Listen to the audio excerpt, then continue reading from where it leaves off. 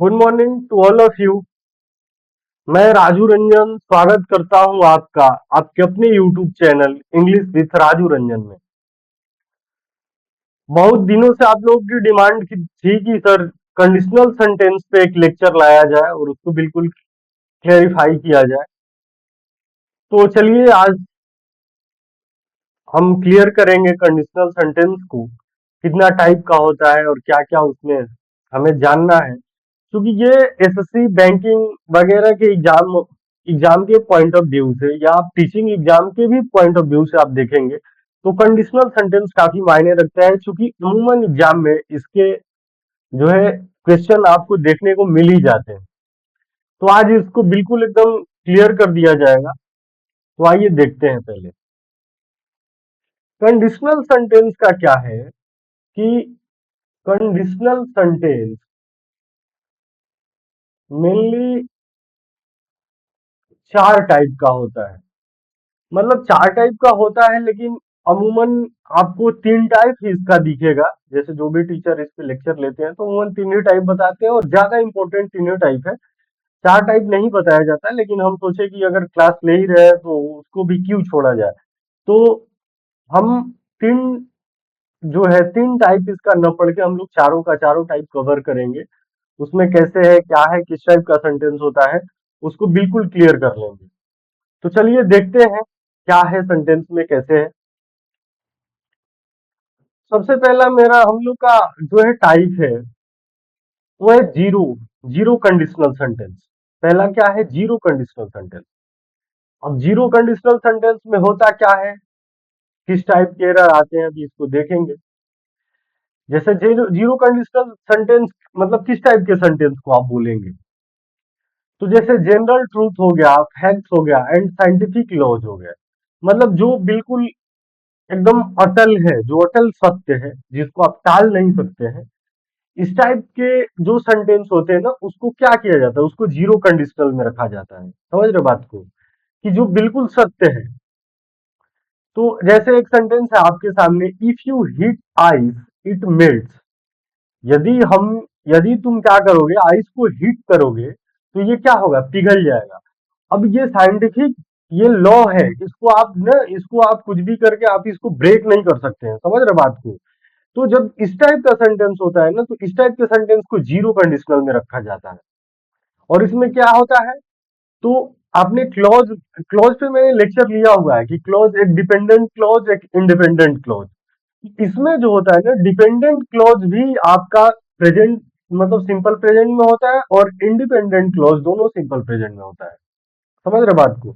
अब dependent clause क्या होता है, इंडिपेंडेंट क्लॉज क्या होता है, इसको मैंने क्लियर किया हुआ है अपने लेक्चर में, लेकिन फिर भी एक ब्रीफ में इसको समझा देते हैं कि डिपेंडेंट क्लॉज मतलब वैसा क्लॉज, सेंटेंस का वह पार्ट जो जिसका अपना एक कंप्लीट मीनिंग नहीं निकलता हो, मतलब वो दूसरे पे डिपेंडेंट है, तो उसको क्या बोलेंगे, उसको बोलेंगे डिपेंडेंट क्लॉज। और जिसका और जिसको जिस क्लॉज से अपना खुद का एक मतलब एक सफिशिएंट मीनिंग निकल रहा हो, उभर के आ रहा हो बाहर, तो उसको क्या बोलोगे, उसको बोलोगे इंडिपेंडेंट क्लॉज। उसको क्या बोलोगे, इंडिपेंडेंट क्लॉज।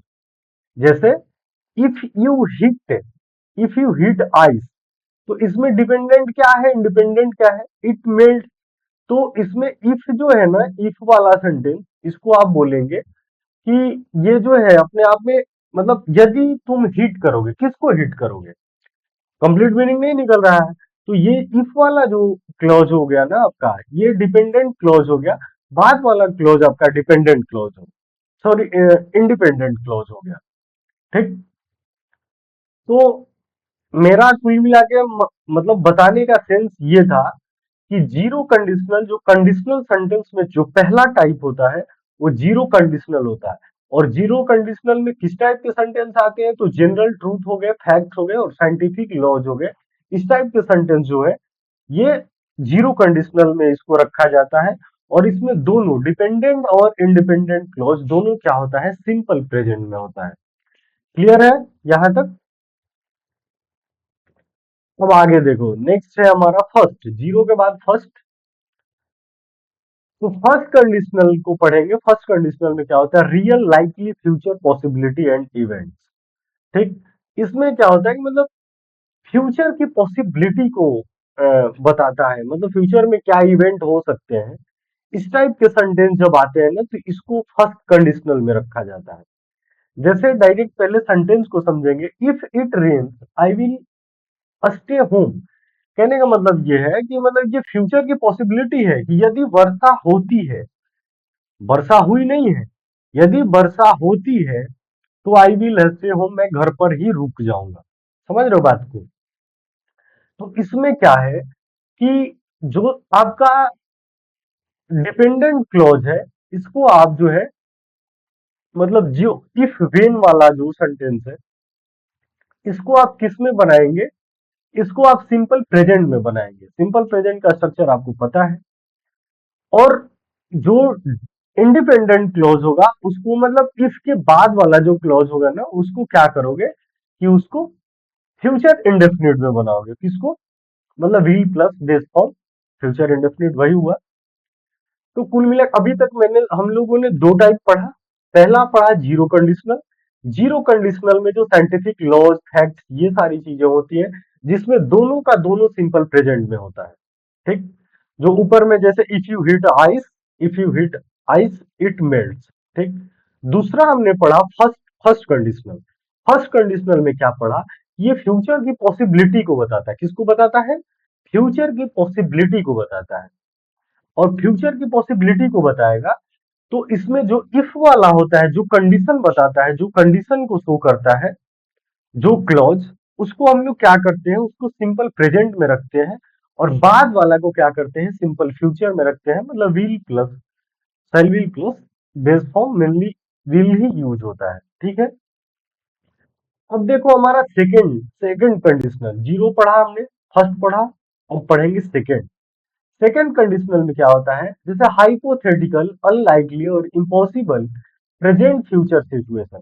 ये भी क्या होता है कि ये भी प्रेजेंट और फ्यूचर की सिचुएशन को बताता है। मतलब हाइपोथेटिकल, मतलब आप, मतलब कोई चीज कल्पना कर रहे हैं, और अनलाइकली मतलब लगभग, मतलब इम्पॉसिबल सा, ऐसी चीजें बताता है। तो भी उस, मतलब सबसे ज्यादा जो कंफ्यूजन होता है ना, फर्स्ट कंडीशनल और सेकंड कंडीशनल में होता है। उसको अभी हम लोग क्लियर करेंगे। और थर्ड, सेकंड और थर्ड कंडीशनल के भी बीच में उसका सेंस निकालने में लोगों को कंफ्यूजन होता है, बच्चों को। तो उसको हम लोग क्लियर करेंगे अभी। तो फर्स्ट कंडीशनल में हमने क्या पढ़ा कि इफ इट रेन्स, यदि वर्षा होती है तो आई विल स्टे होम, मैं घर पे रुक जाऊंगा। ठीक। दूसरा में क्या है कि if I one the lottery I would buy a house. मैं, मतलब ये है कि यदि मैं लॉटरी जीतता हूं, या मैं जीतूं, यदि मैं लॉटरी जीतूं तो I would buy a house, मतलब मैं एक घर खरीद लूं, इस टाइप से। और यहाँ है कि यदि वर्षा होती है। अच्छा, दोनों के बीच में एक डिफरेंस और है। एक चीज देखो कि ये पॉसिबिलिटी, ये फ्यूचर की पॉसिबिलिटी है। मतलब वर्षा ऐसे नहीं बोल रहा है, वर्षा होने की संभावना है, पॉसिबिलिटी कुछ बन रही है, बादल बादल छाए हुए हैं, तो यदि वर्षा होती है तो मैं घर पे रुक जाऊंगा। लेकिन यहाँ है ना कि इम्पॉसिबल, मतलब यदि मैं जीतूं, मतलब बहुत रेयर चांस है, लगभग ना के बराबर चांस है कि मैं लॉटरी जीतूं। वैसे भी लॉटरी वगैरह के चांसेस बहुत रेयर होते हैं। तो यदि मैं लॉटरी जीतूं तो I would buy a house में मतलब मैं एक घर खरीदूंगा, मतलब मैं एक घर खरीदूं, इस टाइप से। अब आई होप कि इसमें क्लियर हो गया होगा। जैसे दोनों के बीच में आपने डिफरेंस समझा कि ये लगभग, मतलब पॉसिबल चीज, यदि वर्षा होती है तो मैं रुकूंगा ही रुकूंगा घर पे, मैं बाहर नहीं जाने वाला हूँ। लेकिन इसमें क्या है ना कि इसमें लगभग इम्पॉसिबल है। मतलब जो बोल रहा है ना बंदा, if I one the lottery, मतलब इसके लॉटरी जीतने के चांसेस बहुत रेयर है, मतलब ना के बराबर है। समझ रहे बात को? तो ये हो गया आपका सेकेंड कंडीशनल। अच्छा, इसका स्ट्रक्चर क्या होता है इसको समझ लेंगे। तो जो इफ वाला, जो कंडीशन वाला क्लोज होता है, उसको सिंपल पास्ट में रखा रखा जाता है, subject plus V2। Simple past का स्ट्रक्चर यही होता है। ये हो गया सब्जेक्ट आपका आई, और ये बीन का सेकंड फॉर्म वन। तो सेकंड कंडीशनल में क्या होता है कि सिंपल पास्ट होता है, मतलब सब्जेक्ट प्लस V2। और जो इसका इंडिपेंडेंट क्लॉज बनता है, उसमें वुड प्लस वर्ब का बेस फॉर्म। और वुड तो आप समझ ही रहे हैं, ये मॉडल वर्ब का पार्ट है, तो वुड के साथ आप ऑब्वियसली क्या यूज करेंगे, V1 का यूज करेंगे, क्योंकि मॉडल वर्ब अपने साथ V1 लेता है। तो सेकंड कंडीशनल में क्या है कि पहला जो इफ वाला जो क्लॉज होगा उसको सिंपल पास्ट में रखोगे, और जो इंडिपेंडेंट क्लॉज वाला मतलब उसके बाद वाला जो होगा ना उसको रखोगे वुड प्लस V1 के फॉर्म में। अच्छा, एक चीज और है इसमें कि अभी इसको आगे बताएंगे कि कभी कभी क्या होता है ना कि ये डिपेंडेंट क्लॉज बाद में चला जाता है, इंडिपेंडेंट क्लॉज पहले आ जाता है, तो उसमें भी एक कॉमा का रूल होता है, उसको भी आगे पढ़ाएंगे। तो आई होप कि ये समझ में आ गया होगा कि जीरो कंडीशनल क्या होता है, जो साइंटिफिक लॉज वगैरह बताता है। फर्स्ट कंडीशनल होता है जो फ्यूचर की पॉसिबिलिटी को बताता है, लगभग पॉसिबल मतलब जो इंसिडेंट पॉसिबल है। और सेकंड कंडीशनल भी जो होता है लगभग सेम ही सेंस लेता है, लेकिन इसमें डिफरेंस क्या है फर्स्ट और सेकंड में, कि सेकंड वाला जो होता है ना लगभग इम्पॉसिबल सिचुएशन को बताता है। ठीक। और स्ट्रक्चर इसका बता ही दिया मैंने, सिंपल पास्ट और वुड प्लस V1। अब देखो हमारा third conditional, last last conditional, last type क्या है कंडीशनल सेंटेंस का, अनरियल पास्ट सिचुएशन। ये देखो, इसमें हम लोगों ने पढ़ा पढ़ा प्रेजेंट और फ्यूचर, बाकी सब में हमने पढ़ा प्रेजेंट और फ्यूचर ही पढ़ा, लेकिन इसमें क्या है कि अनरियल, जो रियल नहीं हो पास्ट का सिचुएशन, मतलब अब जो खत्म हो चुका हो, जिसकी पॉसिबिलिटी बिल्कुल अब 0% है, मतलब जो संभव हो ही नहीं सकता। इसमें क्या है सेकंड वाला में कि इसमें 2-4% चांसेस है ट्रू होने के, सच होने के, लेकिन थर्ड में जो होता है ना एकदम 0% पॉसिबिलिटी, मतलब -100% समझ लो इसको, कि जो बिल्कुल खत्म हो चुका है, मतलब जिसकी अब कोई पॉसिबिलिटी है ही नहीं। तो इस टाइप का जो सेंटेंस होता है ना अनरियल पास्ट सिचुएशन, ये इसको हम लोग थर्ड कंडीशनल में रखते हैं। इसका स्ट्रक्चर क्या होता है, तो पास्ट परफेक्ट होता है, subject plus head. Past perfect का स्ट्रक्चर क्या होता है, subject plus head plus V3, और उसके बाद जो बाद वाला जो क्लोज होता है, मतलब जो इंडिपेंडेंट होता है, उसको वुड हैव प्लस, और हैव आप समझ रहे हैं, हैव जो होता है हैव के बाद हमेशा भी थर्ड वर्ब का थर्ड फॉर्म आता है,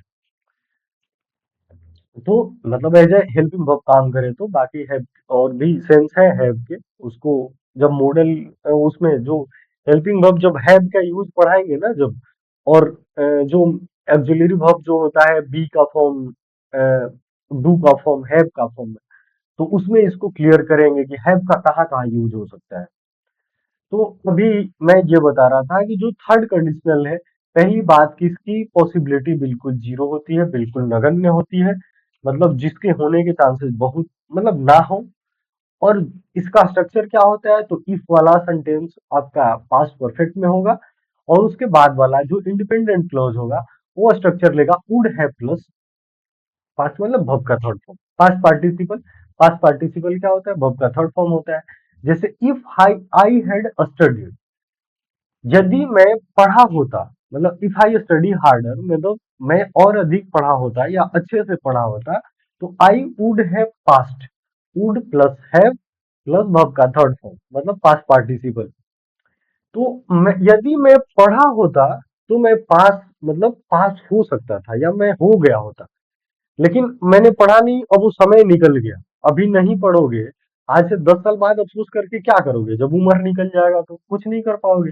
तो सेम चीज है कि मतलब अब तो जीरो ही चांस है ना, मतलब अगर आज से 15 साल बाद अगर सोचो कि हम एसएससी का एग्जाम दे दे तो एज बचेगा, नहीं बचेगा, तो नहीं बचेगा तो पॉसिबिलिटी बिल्कुल जीरो हो जाएगी। तो इस टाइप का जो सेंटेंस होता है ना इसको थर्ड कंडीशनल में रखा जाता है, और इसका स्ट्रक्चर क्या होता है, मतलब इफ प्लस थर्ड प्लस वो वर्ब का थर्ड फॉर्म, और जो इंडिपेंडेंट होता है उसमें वुड प्लस है प्लस वर्ब का थर्ड फॉर्म, ये होता है। तो आई होप कि चारों टाइप का जो कंडीशनल सेंटेंस का जो चारों टाइप है इसको समझ गए होंगे। एक चीज और वीडियो के बीच में मैं बोलूंगा कि यदि वीडियो ठीक लग रहा है और थोड़ा सा भी अगर बेनिफिशियल है आपके लिए, तो आपसे रिक्वेस्ट है कि थोड़ा सा प्रमोट करने के लिए थोड़ा सा वीडियो को लाइक कर देना, बस इतना करना। ठीक है, बाकी आगे देखते हैं, आगे भी कुछ रूल है इसमें। पंक्चुएशन का जो इंपॉर्टेंट है इसको पढ़ना जरूरी है। जैसे पंक्चुएशन में क्या है, if the if clause comes first. अभी जैसे यदि इफ जैसे इफ क्लॉज जो होता है, अगर स्टार्ट में ही इफ वाला क्लॉज आ जाए तो जो मतलब इसके बाद वाला क्लॉज होगा, जो इंडिपेंडेंट क्लॉज होगा, इसके बीच में हम कॉमा का यूज करेंगे, ठीक। लेकिन पहले ही इंडिपेंडेंट क्लॉज आ जाए और इफ वाला क्लॉज बाद में आए तो इसके बीच में हमें कॉमा का यूज करना जरूरी नहीं है, ठीक। मतलब नहीं होता है, समझ रहे हो बात को। दूसरा हमारा क्या है, zero conditional fact. If can almost, जो जीरो कंडीशनल में जो फैक्ट वाला है, जिसमें बताया था कि मतलब if you hit the ice, तो इसमें क्या होता है, इफ कैन ऑलमोस्ट मतलब always be replaced by can. जो मतलब साइंटिफिक लॉज वगैरह वाली जो जीरो कंडीशनल वाले सेंटेंस है, इसमें आप हमेशा यू इफ की जगह वेन का यूज कर सकते हैं, इसमें कोई दिक्कत नहीं है, ठीक। आगे है हमारा सेकेंड कंडीशनल में क्या है, unreal informal English we instead of was for all. हाँ, मतलब अनरियल सिचुएशन में ऐसे ऐसे भी आप समझते ही हैं, if I were a bird, मतलब यदि मैं पक्षी होता, if I were a king, यदि मैं राजा होता। इस टाइप के जो पूरी कल्पना वाले सेंटेंस होते हैं, तो वैसे भी वहां वाज का यूज नहीं करते हम लोग। तो जब वाज का जहां सेंस बनता हो, जहां वाज आ रहा हो सेकंड कंडीशनल में, वहां हम वाज का यूज नहीं करेंगे, चाहे सब्जेक्ट कोई भी हो, आई हो, ही हो, सी हो, कोई भी हो। सेकंड कंडीशनल में जब वाज वाला जहां सिचुएशन आए, वहां वाज को हम लोग क्या करेंगे, एक लपेट मार के इसको साइड कर देंगे कि चलो बेटा तुम्हारा कोई काम नहीं है, यहाँ हमारा काम चलेगा वर्ब से। किसमें, सेकंड कंडीशनल में, ठीक। अब देखो आगे क्या है, model variation. while will and would are the standard you can also use। मतलब ये बात है कि जब इस टाइप के सेंटेंस होते हैं ना, जहाँ will और would का यूज करते हैं हम लोग, तो अगर सेंटेंस में अगर पॉसिबिलिटी ऐसी बन रही है, मतलब ऐसी सिचुएशन बन रहे हैं, तो आप जो है उसकी जगह पे मतलब उसके लेवल के अकॉर्डिंग आप जो है मतलब माइट, कुड, शुड, ये सब भी यूज कर सकते हैं, ठीक है। लेकिन हर जगह नहीं, अगर ऐसी सिचुएशन बनेगी तब। अब इसके लिए आपको मॉडल पढ़ना पड़ेगा कि कहाँ कहाँ जो है आपको ये सब सूट वगैरह का यूज करना होता है, कोड सूट का, ठीक। आगे है never use will in the if clause. हाँ, वही मतलब इफ वाला क्लॉज में आप कभी भी विल का यूज नहीं करेंगे। जैसे आपका सेंटेंस है if I will see, if वाला क्लोज हो गया तो ये आपका विल गलत हो गया। इफ इसको जो है हम लोग लेके किसमें चले जाएंगे, अलग अलग टाइप में, कहीं वुड हो, मतलब कहीं V2 होता है, सेकंड फॉर्म होता है, और कहीं आपको सिंपल प्रेजेंट में करना होता है। अभी हमने पढ़ा जो फर्स्ट कंडीशनल सेकंड कंडीशनल है उसमें। आगे है never use would in if clause. अब वुड को भी हम लोग क्या करेंगे, इफ वाला क्लॉज में वुड को भी यूज नहीं करेंगे। जैसे पहला और दूसरा में आपने पढ़ा कि उसमें जो है सिंपल प्रेजेंट होता है, सेकंड वाला में पढ़ा उसमें V2 का फॉर्म होता है, ठीक है। आगे है जैसे इसको बता रहा है if you would have told me, यहाँ इफ वाला सेंटेंस है, इफ वाला क्लॉज है, और यहाँ हम लोग वुड का यूज किए हैं, तो यहाँ ये गलत है। If you had told I would have. अब बताओ ये कौन सा कंडीशनल में चला गया, जीरो, फर्स्ट, सेकंड, थर्ड, किस में चला गया, subject plus head plus V3, past perfect हो गया ना। और वुड हैव ये चला गया आपका फोर्थ कंडीशनल में। एक बार इसको इसका स्ट्रक्चर याद कर लेना, स्ट्रक्चर इसका देख लोगे तो कंफर्म हो जाएगा। इसको एक दो बार पढ़ना पड़ेगा, एक दो बार लेक्चर को देख लेना, बाकायदा नोट्स बना सकते हो तो नोट्स भी बना लेना। आई होप कि यहाँ तक क्लियर हो गया होगा। ये हमारा कंडीशनल सेंटेंस का लेक्चर था और इसमें कोई भी डाउट नहीं रहा होगा। यदि थोड़ा सा भी बेनिफिट हुआ होगा लेक्चर से तो वीडियो को लाइक कर देना, इतना करना। बाकी के लिए धन्यवाद, मिलते हैं आपसे नेक्स्ट वीडियो में, तब तक के लिए बाय, अपना ख्याल रखिएगा।